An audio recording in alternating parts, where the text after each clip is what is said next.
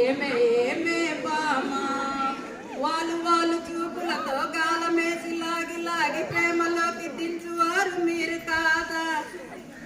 తర్వాత బెస్త వాళ్ళు చేపలు పడుతూ ఉంటారు.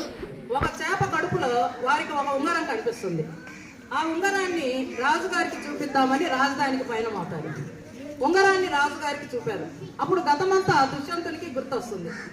అప్పుడు శకుంతలకు జరిగిన అన్యాయాన్ని తలుచుకొని చాలా బాధపడతాడు. నువ్వక్కడుండి నేనిక్కడుంటే ప్రాణం విలవిలా.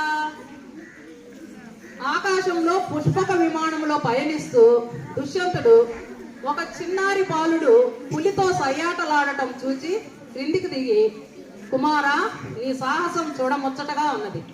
నీ తల్లిదండ్రులు ఇంకెంత సాహసవంతులో కదా అని బాలుని చేయి పట్టుకున్నాడు.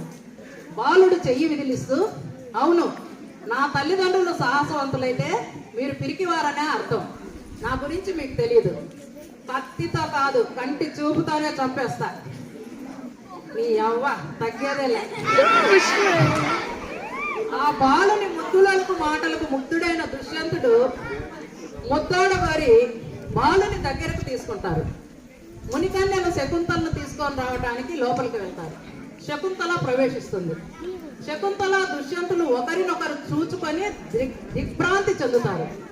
దుష్యంతునికి గతమంతా గుర్తుకొస్తుంది. శకుంతలకు మాత్రం తనను ఎవరో తెలియదన్నందుకు దుష్యంతునిపై ఇంకా కోపంగానే ఉంటుంది. అప్పుడు దుష్యంతుడు, ఐఎమ్ వెరీ సారీ అన్నాగా వందోసారి, సరదాగా నవ్వేసే ఒకసారి. ఐఎమ్ వెరీ సారీ అన్నాగా వందోసారి, సరదాగా నవ్వేసే ఒకసారి.